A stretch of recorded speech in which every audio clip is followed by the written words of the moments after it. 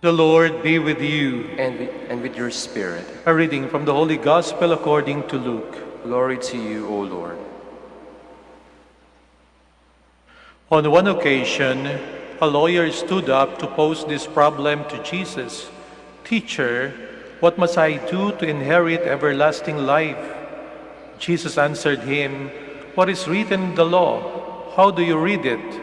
He replied, "You shall love the Lord your God with all your heart, with all your soul, with all your strength, and with all your mind, and your neighbor as yourself."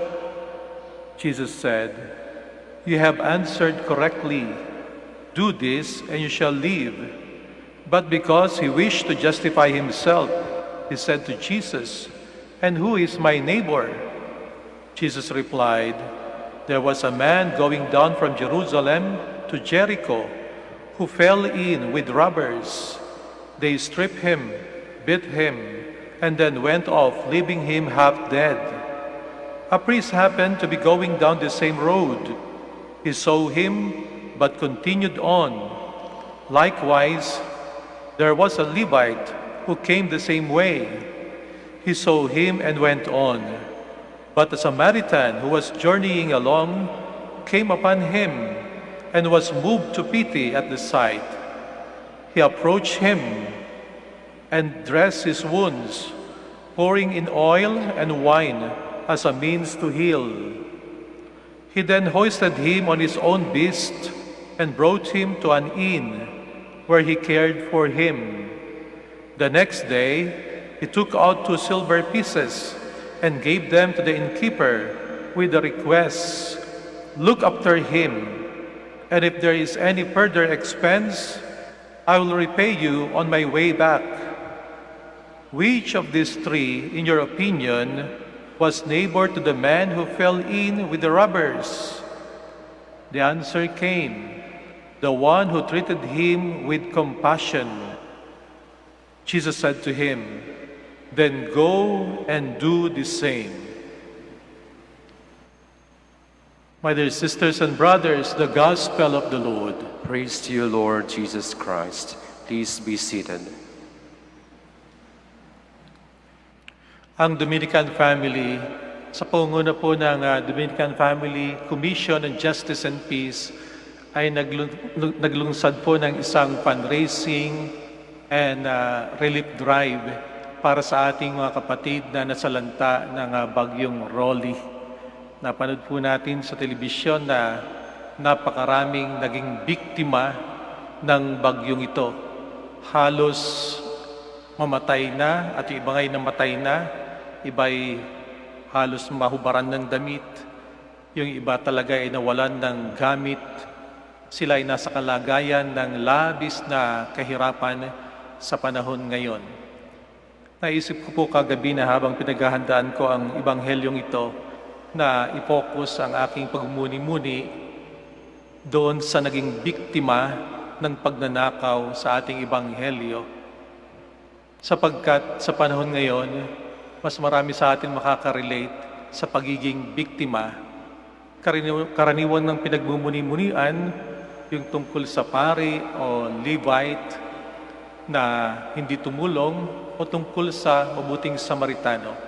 Sa umagang ito, pagmuni-munian po natin ay yung kalagayan ng taong naging biktima ng pagnanakaw na ito, ng robbery na ito. Siya'y naglalakbay mula Jerusalem patungong Jericho at siya'y ninakawan sa daan. Maaring sa panahon ngayon, marami sa atin na nakakaramdam na dahil sa iba't ibang sakuna na nangyayari po sa ating lipunan, sa ating kapaligiran, para rin tayong nanakawan sa ating paglalakbay sa buhay nito. Nanakawan tayo ng ari-arian at yung iba naman ay maaaring dahil sa pait ng kalangkaranasan ay nanakawan ng mabuting pangalan, maaring nanakawan ng trabaho, maaring nanakawan ng self-confidence sapagkat walang taong gusto magtiwala sa Kanya.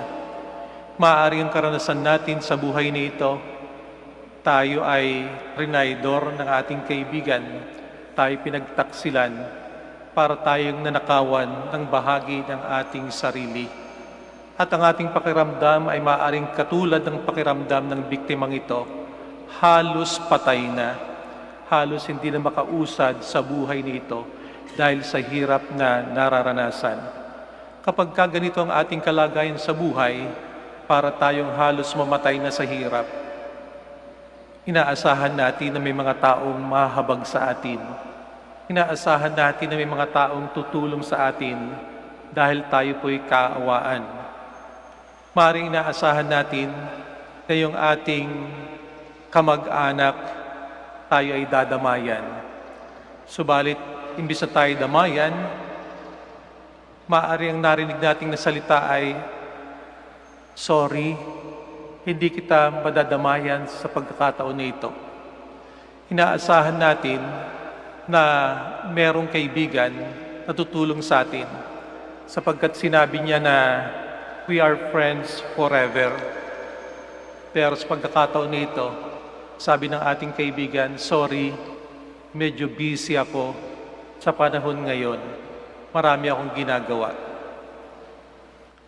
Maaaring katulad tayo nung biktima sa daan, inaasahan niya na yung pari na dumaraan, siya ay sasaklolohan. Subalit dumaan lamang. Inaasahan niya yung estudyante ng batas, sang Levite, siya ay tutulungan sapagkat ito'y nag-aaral. Subalit, dinaanan lamang siya ng Levite. Habang sumasama ang ating loob, sapagkat yung mga taong inaasahan natin na tutulong sa atin ay hindi nakarating para tayo tulungan. Sa buhay na ito, bigla na lamang may darating na tao na hindi natin inaasahan. Maaaring isang estranghero. Pagkatapos siya mag-aabot ng kamay sa atin, siya magpaparating ng tulong. Siya ang taong naging mabuting Samaritano sa buhay natin. Siya'y naging mabuting Samaritano sapagkat tiningnan niya tayo bilang tao. Yung pari o yung Levite, nung makita nila nakahandusay sa daan, nakita nila ito bilang isang problema. Malaking problema. Para lang sabi ng pari, "Naku po, kung ako'y hihinto at tutulungan ko to, maaaring malate ako doon sa aking trabaho sa pagsamba sa templo. Maaaring kung tutulungan ko to, ako'y maging marumi at hindi makakapaglingkod ng isang linggo." Isang malaking problema. Maaaring estudyante, nang makita niya yung nangangailangan ng tulong, sabi niya, "Malaking problema ito. Baka ito'y patibong lamang. Baka may makasama yan na magnanakaw. Baka nang lolo ko lamang yan. Ako rin ay ma-hold up." Kaya tumalilis na lamang siya at hindi na huminto. Subalit isang taong hindi inaasahan sa kwento sa ating Ebanghelyo ang huminto at nag-abot ng tulong. Isang estranghero, isang Samaritano. Sa buhay natin, may mga taong ganyan na hindi po natin inaasahan pero nag-abot ng tulong sa atin. Nakita tayo hindi bilang isang problema, nakita tayo bilang isang tao na nangangailangan. Ang tinatanong niya sa kanyang sarili, kaya siya isang mabuting Samaritano, ay hindi kung anong mangyayari sa akin. Ang tinanong niya marahil sa kanyang sarili ay, "Anong mangyayari sa iyo? Kung hindi ako kilos, kung hindi ako magbibigay, kung hindi kaya abot ang aking kamay, ano kaya mangyayari sa iyo?" Yung unang dalawa, ang tinanong nila sa kanilang sarili, ano ang mangyayari sa akin? Ang kanilang pagmamahal at marahil sila meron talagang pag-ibig sa kanilang puso. Pero masyadong limitado ang kanilang pagmamahal sapagkat nakabatay lamang sa kung anong mangyayari sa kanila. Samantalang Samaritano, mas maluwag ang pag-ibig. Ang iniisip niya ay anong mangyayari sa aking kapwa. Kapag dumating ang panahon na yung taong halos patay na ay nakarecover sa pangyayaring yun sa kanyang buhay, siya'y gumaling at maaring dumating ang panahon na siya'y yumaman na rin, naging maayos ng buhay, at siya'y muling dumaan sa lugar na yon. At nakita niya na sa kanyang pagdaan, yung pari naman at Levitico ang nakahandusay sa daan. Ano kaya ang sasabihin ng taong ito? Ano kaya ang kanyang gagawin? Ang gagawin kaya niya ay, buti nga sa'yo, na ako'y nangangailangan, nakahandusay sa daan, di mo ako tinulungan, di mo ako pinansin. Ngayong ikaw naman ang na-hold up, buti nga sa'yo. Ganun kaya ang kanyang sasabihin. Ano kaya ang kanyang gagawin kung sa kanyang pagdaan doon, ang nakita niya mismo ay yung hold-upper, nakilala niya, walang iya ka, ikaw nang hold up sa akin, ngayon halos mamatay ka na, tatawag na lang ako ng pulis o pababayaan na lamang kita para matuluyan ka na, ikaw naman sanang matodas. Ganon kaya ang sasabihin ng taong ito. Ang isang mabuting biktima, ang isang mabuting Kristiyano, marahil ang gagawin ay, nung panahon na akong nangangailangan, hindi mo ako tinulungan.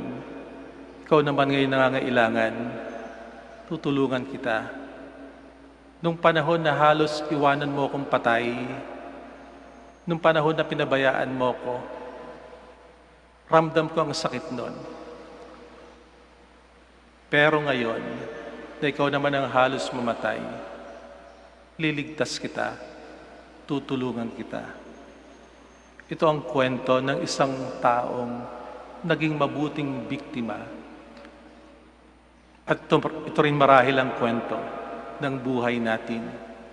Tayo dumaraan sa iba't ibang pagsubok ng buhay na ito.